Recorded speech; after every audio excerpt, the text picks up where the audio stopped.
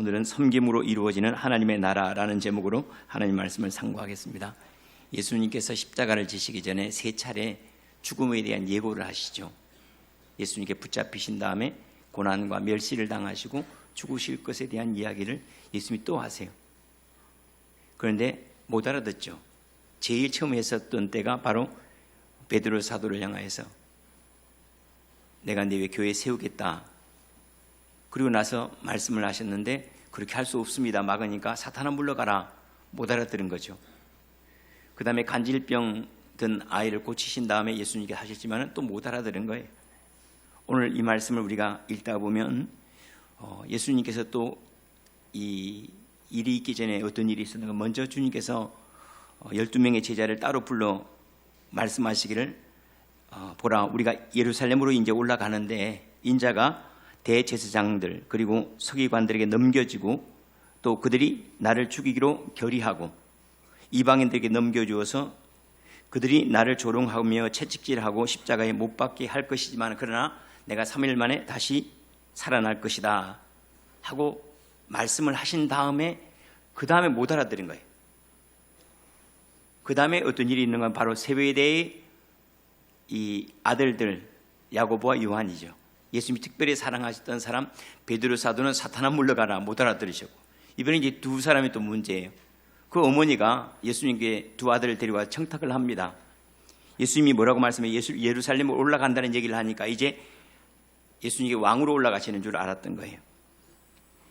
예수님께서 이제 예루살렘 올라가서 왕이 되시면 그러면 내 두 아들이 하나는 주님의 우편에 하나는 주님의 좌편에 이렇게 앉게 하십시오 하고 이렇게 청탁을 하는 거죠. 그때 예수님께서 하신 말씀이 너희는 너희가 구하는 것을 알지 못하는도다. 내가 마시려는 잔을 너희가 마실 수 있느냐. 너 지금 좌편과 우편이 무슨 자리인지 모르고 네가 나에게 구하는데 그거는 내가 줄 것도 아니지만 너희 내 잔을 마실 수 있느냐 이렇게 말씀하셨어요. 그들이 말하기를 그냥 먼저는 좌우편이 제일 중요한 것이기 때문에 예 그렇게 할 수 있죠 라고 대답을 하죠. 그때 주님이 말씀하신 것이 너희가 과연 내 잔을 마시려니와 내 좌우편에 앉는 것은 내가 주는 것이 아니라 내 아버지께서 누구를 위하여 예비하셨든지 그들이 얻게 될 것이다. 그런데 이 소리를 옆에서 다른 10명의 제자들이 들었던 거 아니에요. 화가 난 거예요. 고생 같이 하고 나중에는 좌편과 우편에 앉는 것은 자기들이 하겠다고 먼저 청탁을 하니까 화가 난 이유는 뭐죠? 관심이 있으니까요. 자기들은 말을 못했을 뿐이 속으로는 되고 싶은 마음이 있었죠. 그래서 그 두 형제에 대해서 10명의 제자들이 화가 났습니다. 분이 여기거늘 예수님께 그들의 마음을 아시고 다시 부르세요. 그리고 하신 말씀이 오늘 내용이에요. 이방인의 집권자들이 그들이 임의로 주관하고 그 고관들이 그들에게 권세를 부리는 줄 너희가 알거니와. 왜냐하면 좌우편이 바로 그런 자리인 줄 알았던 거죠. 임의로 사람들을 주관하고 그들의 뜻대로 부리는 것. 그래서 좌우편에 앉으려고 하는 것. 그거는 내 나라가 아니다.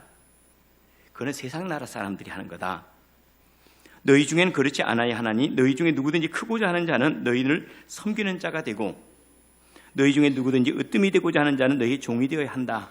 인자가 온 것은 섬김을 받으려 한 것이 아니라 섬기려 하고 내 목숨을 너희들이 대속물로 주려고 오는 것이다 하고 주님께서 말씀하신 내용입니다. 하나님 말씀 좀 더 상고하겠습니다. 지금 여기에는 하나님의 나라와 예수님에 대한 오해가 있죠. 제자들이 예수님을 오해하고 따랐던 거예요. 하나님의 나라에 대한 오해가 있었어요. 먼저는 예수님이 세상 왕으로 오신 줄 알았죠. 하나님의 나라에 대해서는 그저 이스라엘의 다른 모습, 그러니까 다윗이 나라를 다스렸던 것처럼 그 자리에 예수님이 올라가셔서 또 새로운 왕국이 시작이 되겠다 하고 그런 생각으로 하나님의 나라를 그런 차원에서 생각했던 거예요. 그런데 예수님께서는 이것을 싹 교정시켜주면서 내 나라는 이거 아니다, 이거 아니다, 이거 아니다 하면서 쭉 말씀을 하시는 거예요. 이 내용들을 우리가 좀 살펴볼 필요가 있습니다. 먼저는 예수님이 말씀하시고 내가 이루려고 하나님의 나라는 내가 아버지의 뜻으로 가지고 와서 이 땅에 만들려고 하는 그 하나님의 나라는 이러하다. 예루살렘이 내 성이 아니요. 왜냐하면 예루살렘에서 죽임을 당하니까 내 성 아니에요. 그리고 대제사장들 서기관들 내 관리가 아니라는 거예요. 나는 그들이 나를 죽일 거다. 결국 무슨 얘기? 그들은 내 제자가 아니고 그들은 내 관리가 아니기 때문에 그들은 내 거 아니다는 거죠. 그 성, 내가 올라가려고 하는 성 아니고 그들 내 밑에서 일할 사람이 아니라 하고 주님께서 말씀을 하세요. 대제사장들과 서기관들은 도대체 뭐기 때문에 분명히 그들 하나님을 위하고 누구보다 열심히 있는 사람들 아닙니까? 그런데 그들이 예수님을 죽인대요. 왜 예수님을 죽였을까? 신앙이 종교화되면 이렇게 됩니다. 종교화됐다는 말은 이런 겁니다. 나는 예배를 드려서 나는 의로워졌다. 나는 주님께 봉사해서 그것이 나의 의가 되었다. 그럼 다 종교화되는 거예요. 나는 이런 법, 나는 이런 헌신, 나는 이런 예배를 드렸으니까 나는 그래 하나님의 사람으로 떳떳해 라고 말하는 것. 그러니까 이스라엘 백성은 예루살렘에 1년에 3차례 올라가고, 그리고 그들이 제사를 드리고 합당한 예물을 드리면서 그들은 자기의 의로 삼았던 거예요. 그래, 우리는 하나님의 백성 아닌가. 그리고 바로 그 일을 부추겼던 사람들이 대제사장이고 서기관들이었던 거예요. 여러분, 주일 성수해야지 여러분들이 하나님의 복을 받습니다. 여러분, 주님께 예배하고 봉사하는 그것이 하나님 앞에 의가 됩니다. 꽝이에요. 예배 드리는 목적이 뭐죠? 주님을 더 사랑하고자 하는 마음이고 또 우리의 사랑의 표현일 뿐이지 그것 때문에 우리의 의로 삼아서는 안 돼. 그럼 종교인이 되는 거예요. 그러니까 우리는 마치 날카로운 칼날 위를 걷는 것처럼 그 위에서 자칫하면 그건 종교인이 되는 거고, 잘해야지 그리스도의 제자 되는 거예요. 주님께서 끝까지 종교인들에 의해서 죽임을 당하고 조롱을 받죠. 그리고 바로 그 제사 드리는 자리에서 주님께서 재판을 받고 그리고 죽임을 당하시는 거예요. 왜냐하면 그것은 예수님을 담을 만한 그릇이 아니에요. 나는 그거 내 것으로 여기지 않는다는 거죠. 예루살렘 내 집으로 여기지 않고 나는 그렇게 나의 일을 한다고 하는 사람들을 나는 내 일꾼으로 여기지 않는다. 오히려 그들은 내 대적이라는 거예요. 백성들이 내게 다가오는 것을 못 오게 하고 하나님을 만나지 못하도록 그들이 막아선다. 그들을 버려야 된다는 거죠. 다시 말하면 종교적인 행위를 의로 삼아서는 안 됩니다. 그런 필요가 없는 거 아니죠. 당신은 예배를 드리고 나서 더 거룩해졌습니까가 중요한 거예요. 당신은 봉사를 하고 나서 주님을 더 사랑하게 되었습니까? 당신은 헌신을 하고 나서 더 주님 앞에 엎드리게 되었습니까? 당신이 직분자가 되고 나서 그리스도를 더 겸손하게 따라가고 있습니까? 그것이 중요한 거예요. 이 모든 것들은 주님을 배워가는 과정이고 주님을 향한 사랑의 고백일 뿐이기 때문에 그러합니다. 우리가 잘 알고 있는 찬송이 있죠. 이전보다 더욱 사랑합니다. 이전보다 더욱 사랑합니다. 이전보다, 내가 예배드리기 이전보다 나는 지금 더 예수님을 사랑하게 되었어요. 나는 교회 생활을 하면서 주님을 더 사랑하게 되었어요. 나는 봉사를 하면서 주님을 더 사랑하게 되었어요. 나는 목사가 되고 난 다음에 주님을 더 사랑하게 되었습니다. 나는 더 겸손하게 되었습니다 라고 말하는 것. 그런데 이상하게 종교는 이걸 거꾸로 가게 하는 거예요. 종교는 오히려 나는 주님을 더 사랑하게 되는 것이 아니라 나는 의가 많아진 거예요. 자꾸 자랑이 자꾸 많아진 거죠. 그런데 주님께서는 구원조차도 우리로 자랑하지 못하도록 선물로 주신 거 아닙니까? 당신 자랑할 거 있습니까? 없어요. 의지할 때 있습니까? 없습니다. 의가 있습니까? 없습니다. 그래, 나는 주님의 은혜가 더 필요합니다. 이것이 우리가 바르게 가야 될 길이라는 거예요. 이것이 하나님의 나라 백성으로 마땅히 걸어가야 될 길이라는 것을 잘 말씀하시죠. 그 다음에 주님께서 죽임을 당한다라는 말씀을 하세요. 죽임을 당한 후에 그리고 내 잔을 마실 수 있느냐라고 말씀을 하시는데 바로 그건 죽음의 잔입니다. 다른 표현으로 말하면 주님이 말씀하신 그 하나님의 나라는 너희 살아서 들어가는 나라 아니다. 죽음 이후에 오는 나라다. 물론 그 죽음이라고 하는 것이 이 육체적인 죽음을 얘기하는 것, 다시 말하면 우리가 몸이 죽어서 나중에 들어가는 그 하나님의 나라라는 개념은 아니에요. 우리의 육으로 아니다. 내 육이 없어져야지 그 나라를 경험할 수 있고 내 혼을 의지하는 마음이 없어져야지 그 나라를 만날 수 있어 라고 말씀을 하시면서 주님께서 내 잔을 마실 수 있느냐? 그리고 인자는 죽임을 당할 것이다 라고 말씀을 하세요. 새로운 생명의 다스림을 받는 나라죠. 우리가 훈련되고 배우고 학습하고 그래서 우리가 교회 생활을 잘하고 야 우리는 하나님의 백성이야 그런 나라가 아니고 우리가 성령 안에서 새로운 생명 안에서 다스림을 받는 나라. 내 안에 하나님의 새로운 생명이 왔고 말씀이 왔고 은혜가 왔어요. 그래서 나는 그 나라를 살아가요. 이것은 내가 육체로 살아갈 수 있는 나라가 전혀 아니에요. 대한민국은 우리가 몸으로 살아가지 않습니까? 이스라엘 백성 된다는 것은 세금을 부과하고 또 부역을 부과하고 그 나라의 보호를 받고 이것들은 다 몸이에요. 마음이 보호를 받지는 못하는 거예요. 그런데 하나님의 나라는 그런 문제가 아니라는 거예요. 내 몸을 보호해 준다거나 또 세금을 낸다거나 또 내 국방에 의무를 진다거나 그런 차원의 하나님 나라가 아니다. 하나님의 나라는 영으로 내 다스림을 받아서 내 생명이 부유해지고 내 마음이 기뻐 즐거워하고 내가 하늘의 위로로 평안함을 얻고 마귀의 일들이 멸하여지고 점점 하나님의 나라가 되어가는 그것이 내 나라지. 착각하지 말아라. 그러니까 그들은 동상이몽했던 거예요. 예수님과 같은 배를 타고 예루살렘으로 걸어가면서도 그들이 생각했던 예루살렘과 예수님이 말씀하신 예루살렘이 너무나 달랐던 거예요. 그들이 쫓았던 예수님과 예수님이 되고자 했던 예수님이 너무나 달랐던 거죠. 또다시 주님께서 25절에 말씀을 하세요.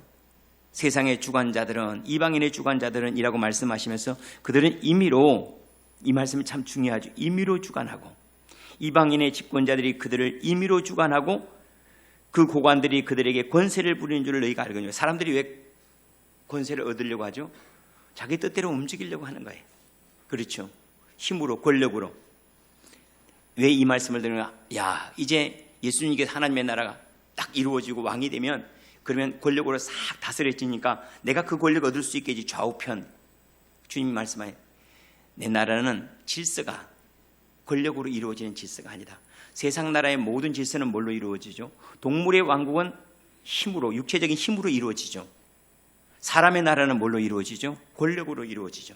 그것이 돈의 권력이든지 아니면 명예의 권력이든지 아니면 육체적인 권력이 뭔지는 모르지만 아무튼 어떤 권력을 주어서 그 권력으로 다스린다는 거예요. 내 나라는 권력으로 다스려지는, 임의로 사람들 함부로 주관하고 그런 나라가 아니라는 거예요.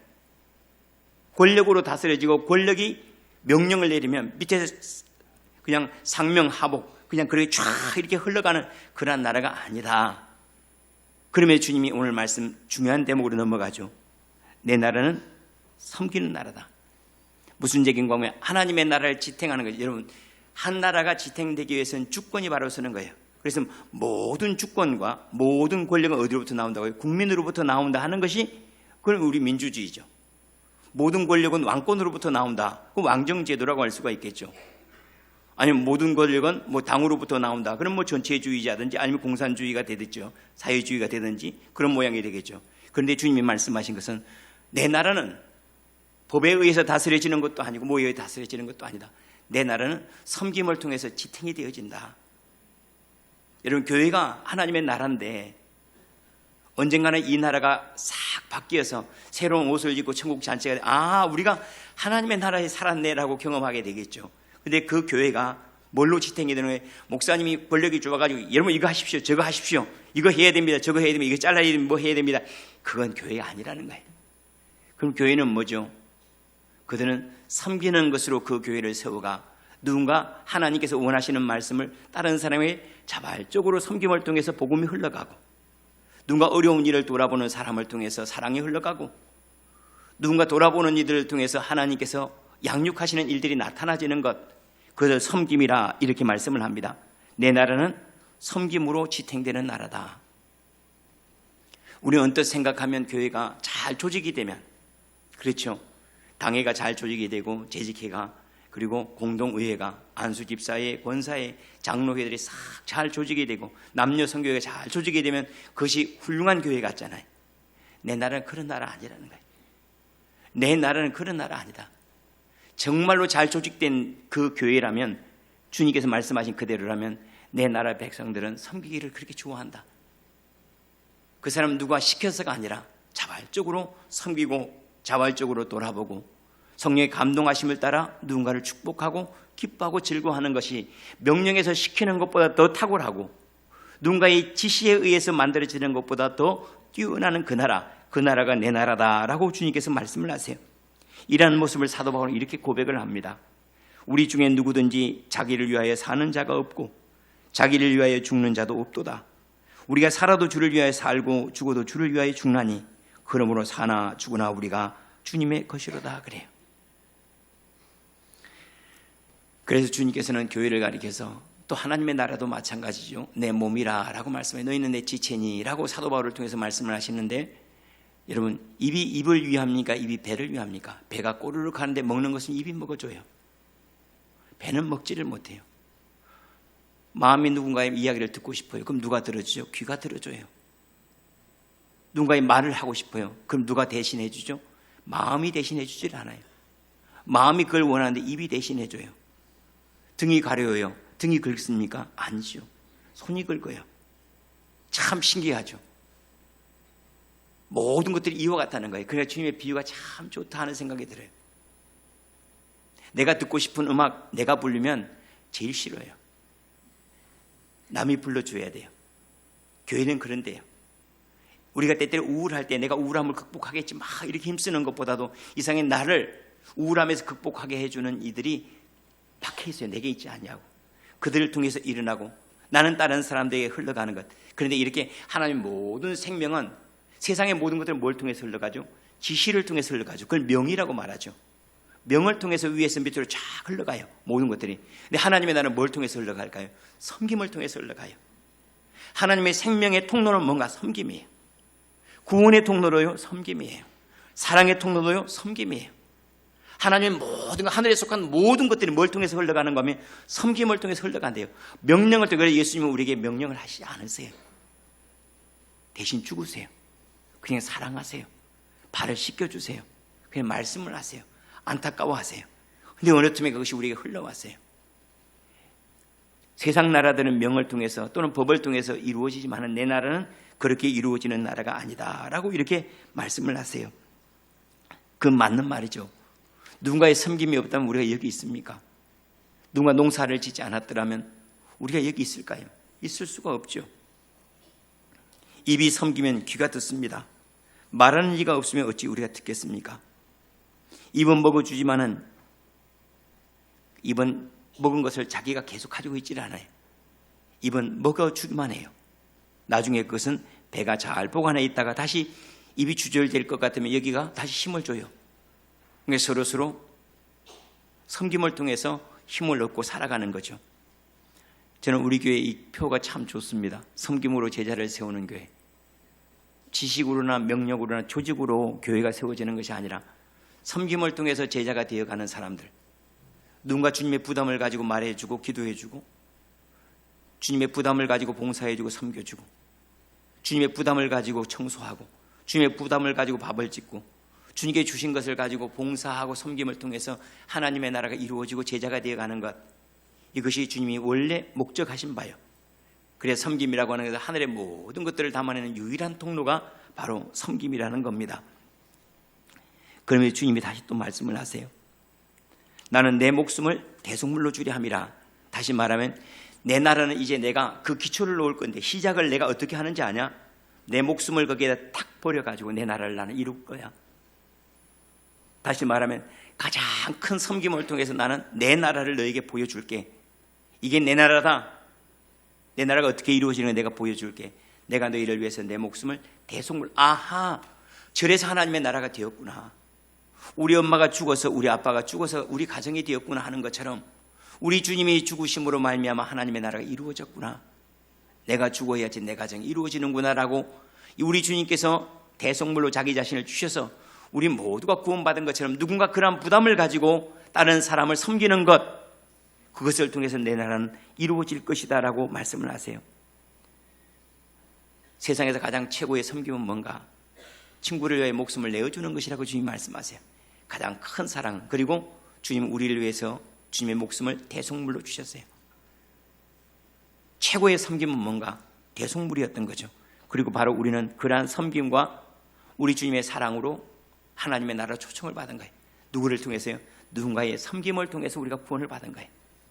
누군가 죽으심을 통해서, 그 누군가가 그리스도 예수시죠. 그분의 죽으심을 통하여 우리가 하나님의 백성이 되었으니 자랑할 것이 없습니다. 이 말씀이 다시 한번 우리의 귀에 메아리 쳤으면 좋겠어요. 신명기 33장 29절입니다. 이스라엘이여 너는 행복자로다. 여호와의 구원을 너같이 얻은 백성이 누구냐? 맞죠? 누군가의 죽음을 통해 살아난 사람은 누가 있습니까? 그것도 하나님의 아들의 죽음을 통해 살아난 사람이 누가 있습니까? 그리 너같이 행복한 사람이 어디 있겠냐? 너같이 사랑을 입은 자가 누구 있겠냐?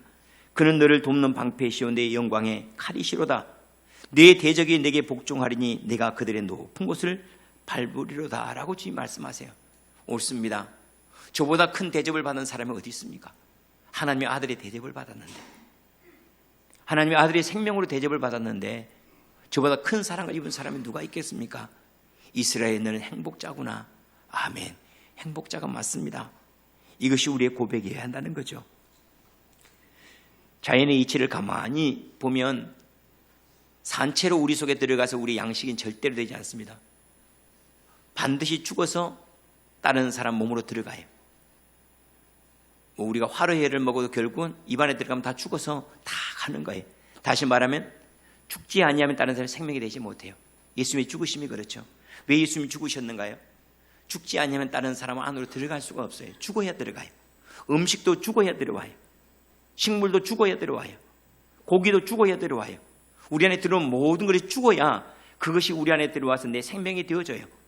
예수님이 죽지 아니하시면 우리 안에 들어오실 수가 없어요. 그래 죽어서 우리 안에 들어와 내 몸이 되었고 내 살이 되었고 내 구원이 되었고 내 생명이 되었으니 이스라엘에 너 참 행복한 사람이구나.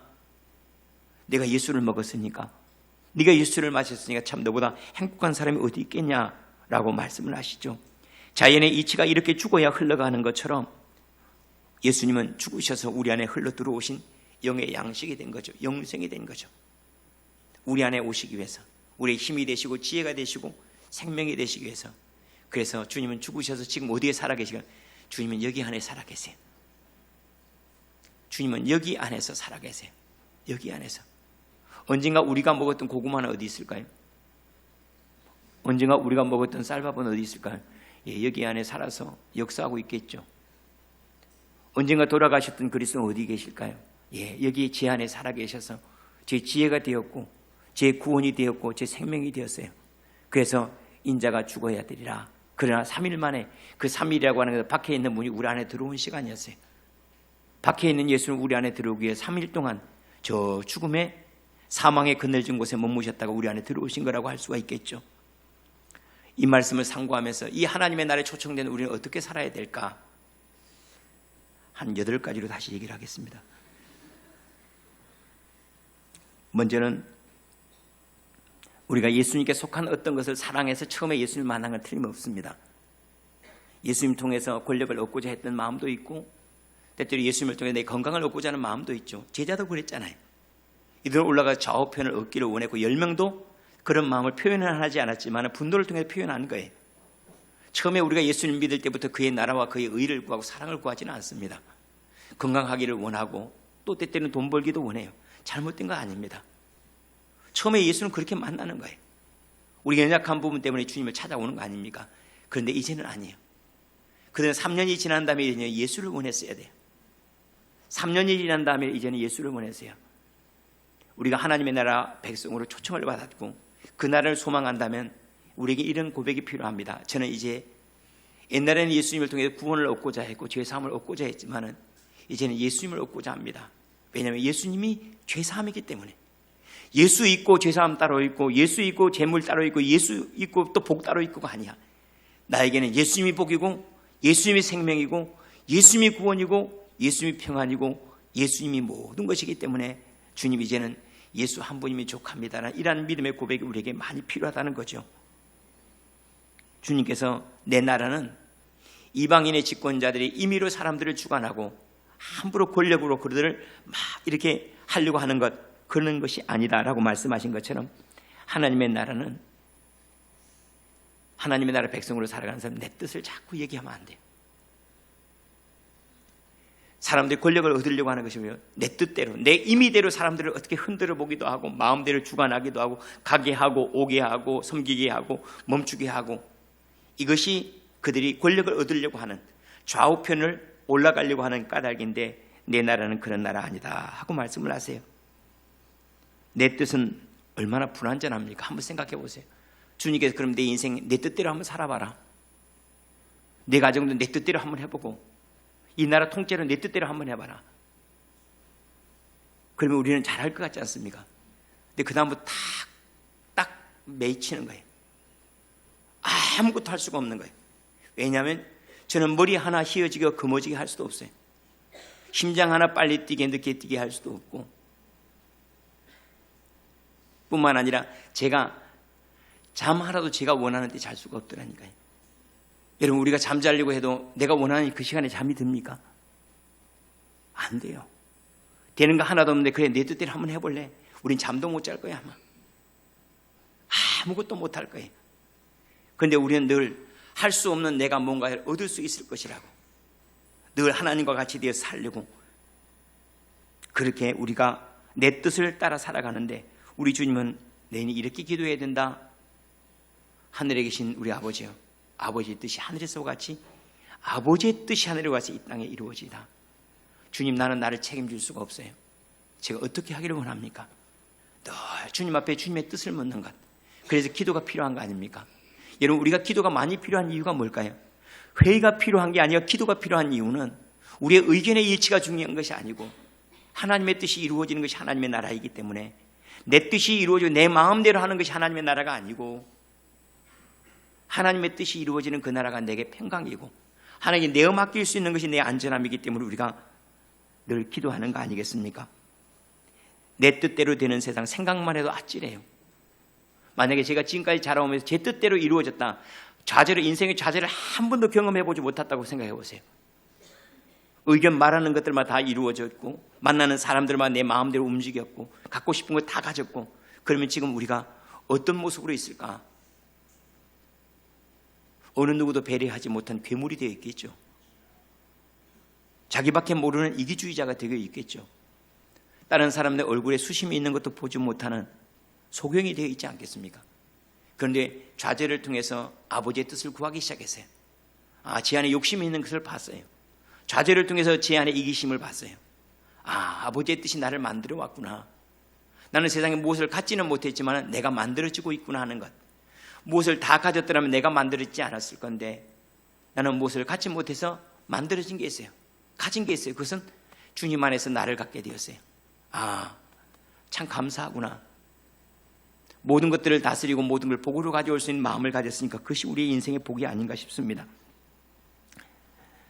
뿐만 아니라 또한 우리가 주님께서 내 잔 마실 수 있냐? 그 잔은 쓴 잔이에요.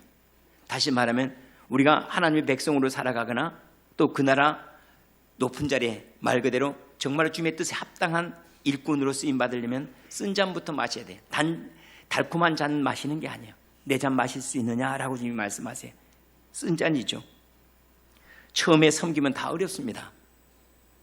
처음부터 섬김이 좋은 사람이 누가 있겠어요? 칭찬받기를 원하는 사람이 다른 사람을 칭찬해 주는 것이 어찌 쉽다고 할 수가 있겠어요? 우리는 칭찬받기를 원해요. 그런데 누군가를 칭찬해 준다는 게 참 어려운 거예요. 우리는 더 갖기를 원합니다. 그런데 더 갖기를 원하는 사람이 나눠준다는 것이 이거 쉬운 일은 아니에요. 이거 쓴 잔이에요. 더 높이 올라가기를 원하는 우리가 누군가를 앞세운다는 것, 이건 정말로 어려운 일이에요. 그런데 자꾸 하다 보면 이것이 얼마나 좋은지 그때 알아가요. 자꾸 섬기다가 보면 그때는 이 쓴 잔이 이제는 생명의 잔이 되어가는 거예요. 이 길이 내가 그리스도를 경험하고 주님을 이해하고 사랑할 수 있고 받아들일 수 있는 것들. 목자가 되고 나면 그때 비로소 느끼는 기쁨들이 따로 있고 만들어지는 모습이 따로 있어요. 지난번에도 그런 얘기를 누군가 하는 것 같아요. 카톡 얘기하는 것. 그냥 우리가 목자가 아닐 때는 목자가 이렇게 모임이 있습니다 하고 이렇게 카톡 날릴 때는 그냥 그런가 보다 하고 응답 안 했죠. 근데 여러분이 목자가 돼서 한번 날려보세요. 아무도 대답이 없어요. 그때 얼마나 우울해지는가. 그래서 목자가 되고 나면 누군가에게 참 고맙습니다. 목사님 은혜 많이 받았어요. 집사님 나를 기억하고 전화해 줘서 참 감사해요. 이런 말 할 수 있는 인격은 목자가 되어야 된다니까요. 자식이 부모가 되고 난 다음에 부모를 이해할 수 있는 부분은 따로 있어요. 그래서 여러분들이 우리가 누군가를 섬길 수 있고 사랑할 수 있는 처음에는 쓴 잔이 맞아요. 그러나 점점 가다가 보면 이게 쓴 잔이 생명의 잔이 되는 경우가 많아요. 왜냐하면 그것을 통해서 내가 얻는 것들이 많아요. 아픔을 통해서 포기하는 것을 통해서 받아들이는 것들이 많기 때문에 그렇습니다. 주님이 어뜸이 되고자 하냐? 크고자 하느냐? 그런 말씀을 되묻는 거죠. 사실 이 말씀을 가만히 들여다보면 우리가 하나님의 나라의 백성으로 살 때 이걸 주목해야 됩니다. 으뜸이 되기 위해서 살지는 마세요. 으뜸이 되기 위해서 살지는 마세요. 이미 여러분들은 으뜸이에요. 이미 하나님의 아들들 아닙니까? 우리보다 사랑을 입은 사람이 얼마나 있습니까? 이미 하나님의 아들인데 뭐 또 더 거기에 더 으뜸이 있고 으뜸된 아들이 있고 으뜸된 되지 않은 아들이 어디 있겠습니까? 제가 목회 초창기부터 지금까지 늘 마음에 두고 있는 게 하나가 있어요. 뭐 많이 있겠지만 그 중에 하나가 뭐냐면 교회 안에 엘리트주의를 배격하는 거예요. 교회 안에 엘리트주의라는 말은 무슨 얘기냐면 장로니까 목사니까 교육자니까 이거 제일 싫어해요. 이거 만약에 우리가 뭐 하는 것처럼 교회 안에 그런 피라미드 구조를 가지고 있다면 우리나 세상 나라랑 똑같은 거예요. 주님은 이걸 확 뒤집어 놓으시잖아요. 그래요. 장로님이니까 더 봉사에 참 좋고, 목사니까 더 수고해 좋고, 교육자니까 더 겸손해 좋고, 이것이 주님께서 원하시는 거예요. 세상에 으뜸이 되고자 하는 것은 그때 그렇게 으뜸이 되지 말아라. 내 나라의 백성들은 섬기기를 좋아하는 것이 그게 으뜸이다. 다른 사람 나눠주고 베풀어주는 거 그거 잘하는 사람이 최고다라고 말씀하세요. 자, 이걸 한번 보실래요? 부하가 자기 위에 상급자인 장수를 수발드는 것은 그것은 섬김이 아니라 복종이라고 말합니다. 섬김이라고 하는 것은 장수가 그 부하를 수발드는 것, 선생이 되어서 제자들의 발을 씻기는 것, 그것이 주님께서 섬김이라고 말씀하신 것처럼, 따라서 선생이 되지 않으면 섬길 수가 없고 장수가 되지 않으면 발을 씻을 수가 없는 거예요. 다른 표현으로 말하면 하나님의 나라의 큰 자가 되어야지, 하나님의 나라의 마음이 풍성해져야지, 하나님의 나라의 존귀함을 아는 사람만 섬길 수 있다는 거예요. 장수가 되어야지 섬김을 할 수 있지, 장수가 되지 않은 사람 복종을 할 수 있지만 섬김은 못해요. 선생이 되어야지 섬김을 실천할 수 있지, 선생이 되지 못하면요 복종을 할 수 있지만 섬김을 할 수가 없어요. 부자가 되어야지 섬길 수가 있어요. 가난한 사람은 섬길 수가 없어요. 가진 게 없는데요. 하나님의 나라에서 부유한 자만 섬길 수 있고, 하나님의 나라에서 마음이 부유하고 여유가 있는 사람만 다른 사람을 돌아볼 수가 있어요. 그래 주님께서 하신 말씀이, 야, 너는 내 나라에서 으뜸이니까 잘 섬기겠네, 그것을 역으로 표현하고 있다는 사실이에요. 상대방보다도 마음이 더 넓지 않고는 섬길 수가 없습니다. 더 여유로워야 하고 생각이 더 넓어야, 그리고 사랑이 더 많아져야지 다른 사람을 돌아볼 수 있기 때문에 섬기는 자가 가장 큰 자다. 뒤집어 얘기하면 큰 자만이 섬길 수 있는 그 큰 자만이, 마음이 큰 자만이 섬길 수가 있는 거예요. 여러분, 부자가 어떤 사람이 부자일까 한번 생각해봐요. 이렇게 얘기하면 저게, 부자는 가진 것이 더 많아 갖고 싶어 하는 것이 없는 사람이 부자예요. 다시 말씀을 드릴게요. 부자는 가진 것이 너무 많아서 더 갖고 싶은 것이 없는 사람, 그 사람이 부자예요. 가난한 사람은요, 가진 것이 없어서 더 많이 갖고자 하는 사람이 가난한 사람이에요. 근데 우리는요, 가진 것이 많고 적고 있죠. 그렇지 않아요. 왜 그 사람이 더 갖고 싶어 할까요? 가난하니까 더 갖고 싶어 하잖아요. 왜 갖고 싶어 하지 않죠? 이미 가진 게 너무 많은데 내가. 그렇게 여기는 사람, 그 사람이 진짜 부자예요. 여러분, 누가 행복한 사람일까요? 나는 너무 행복해서 행복해지려고 하질 않아요. 그 사람이 행복한 사람이에요. 나는 행복해지려고 해요. 왜요? 행복하지 않기 때문에요. 행복하지 않기 때문에 행복해지려고 하는 거예요. 제가 언젠가 그런 말씀을 드렸죠. 가끔씩 뭐 다 그런 건 아니에요. 그리고 보편화시켜서 말할 건 아니지만 그런 일들이 종종 있었기 때문에 말씀을 드려요. 갑자기 카톡 사진 대문이 막 옛날에 막 연애했을 때 막 찍은 사진으로 막 바뀔 때가 있어요. 페이스북 사진이 막 옛날에 막 뽀뽀하고 막 그럴 때 사진으로 막 신혼여행 사진 막 올라갈 때 가정에 틀림없이 문제가 있어요. 그리고 막 밖에 나와서 막 여보 막 이렇게 말랑거리는 거 있죠. 심각한 거, 심각한 거. 왜요? 행복해지려고 하기 때문에 심각한 거예요. 그런데 오랫동안 같이 사시는 분요, 하루 종일 말 안 한다니까요. 할아버지 할머니는 그냥 하루 종일 말 가만히 있어요. 이미 서로 다 알고 있는데 뭔 얘기가 필요해요? 가만히 있어요. 그냥 이제 막 결혼한 일은 막 달링. 아이고 참말로. 부유함은 그런 거예요. 부유함은 예수 안에서 부유함이라고 하는 것, 행복이라고 하는 거래. 나는 너무 행복해서 더 이상 행복해질 필요가 없어요. 더 이상 뭘 요구하잖아요. 예, 그래서 당신 나눌 수가 있는 거예요. 왜 당신은 그렇게 나눌 수가 있죠? 나는 가진 게 너무 많거든요. 당신은 왜 누군가를 돌아봅니까? 예, 나는 이미 돌봄을 받고 있거든요. 나는 누군가를 뭔가를 하고 있고 나는 너무나 지금 행복하거든요. 내가 이렇게 되어야지 다른 사람의 발을 씻어줄 수가 있고, 이렇게 해야지 다른 사람을 섬기는 자가 될 수가 있어. 으뜸이 되어야지 섬길 수가 있어. 이렇게 섬기면 이렇게 이해를 하면 안 돼요. 으뜸이 되기 위해서 섬겨야 된다, 이렇게 이해하지 말라는 거예요. 하나님의 나라에 많은 것을 가진 자만이 나눌 수가 있어요. 베풀 수가 있어요. 섬길 수가 있어요. 여러분이 그리스도 안에서 으뜸이 되지 않아도 이미 으뜸이라는 거 아시죠? 여러분들이 꾸미지 않아도 여러분들이 이미 존귀하고 아름다웠습니다. 여러분들 각자만 가지고 있는 하나님의 은혜가 있고 은사가 다 있어요. 누가 봐도 아름답고 누가 봐도 이뻐요. 한번 생각해 보세요.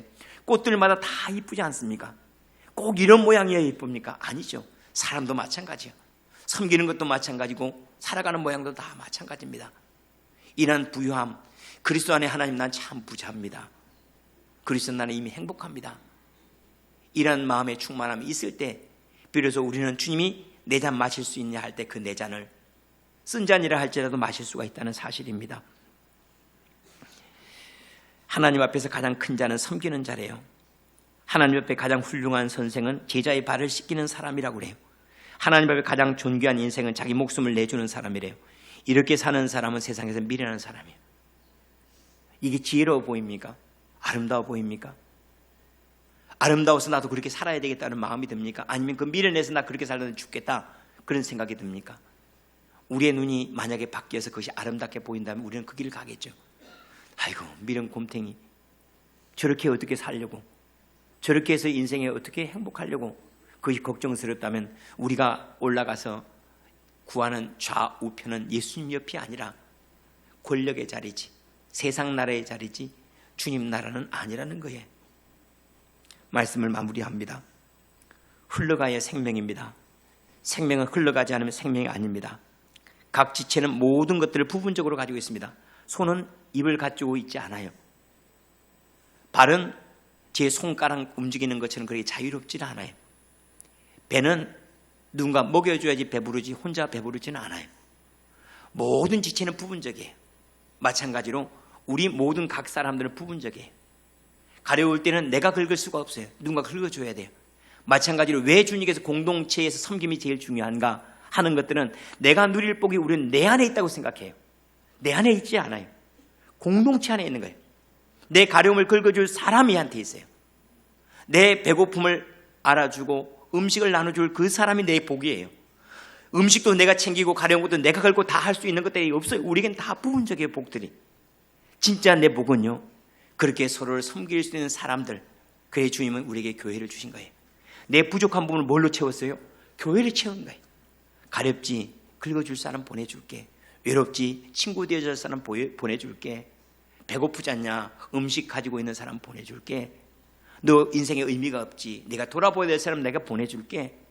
너 사랑이 뭔지 잘 모르지? 사랑을 배울 수 있는 연약한 지체를 보내줄게 하고 우리는 서로를 통해서 하나의 완전함, 가려운 것을 긁어줄 수 있는 손이 있고 내가 원하는 거 데려다 줄 수 있는 발이 있고 내가 배고플 때 먹어줄 수 있는 입술이 있어서, 입이 있어서 한 몸으로 온전하여진 것처럼 우리 공동체가 서로를 섬길 때 그때 하나님의 나라는 자연스럽게 이루어지는데 바로 내 나라가 이 나라래요. 주님이 말씀하신 그 나라가 바로 이런 거래요. 기도가 필요하면 누군가 가서 기도의 자리를 지켜주고, 위로가 필요하면 가서 주님의 마음으로 가서 위로를 해주고, 도움이 필요하면 도와줄 수 있는 바로 그러한 교회, 이러한 교회가 내 나라다. 허튼 짓 하지 말아라. 내 뜻대로 막 움직이고 내가 다 가지고 있는 나라가 내 나라가 아니고 내 좌우편은 그런 거 아니다. 내 나라는 섬김을 통해서 다 흘러가고 섬김을 통해서 하나가 되고 이루어지는 그 나라다라고 이렇게 말씀을 하세요. 이 교회가 참 표 자체가 좋은 것 같아요. 섬김으로 제자를 세워가는 것. 그런 면에서 보면 우리 성도들은 이미 참 부유하다는 생각이 들어요. 늘 여행을 할 때마다 그런 생각을 많이 들어요. 여행을 하면 사람들을 그대로 다 보여준다고 그러잖아요. 나누는 거 참 좋아해요. 베푸는 거 참 좋아해요. 결혼기념일이라고 자기가 돈을 내서 결혼기념일이라고 선교를 가고 뭐 이런 것들을 다 해요. 아, 참 행복한 교회 다니는구나. 교회가 점점 하나로 잘 건축되는 것이 손이 딱 떨어져 나가 손이 붙고 귀가 떨어져 나갔다가 귀가 다시 붙고 그러면서 온몸이 하나를 이루는 것처럼 어느 틈인가 보니까 내 뜻을 구하지 않냐고 이원 배의 뜻을 따라서 움직이고 귀는 마음의 뜻을 따라서 움직이고 발은 내 뜻을 따라서 움직여가고 모든 성도들이 하나님의 뜻 안에 서로 움직여가서 아하, 여기가 하나님의 나라구나.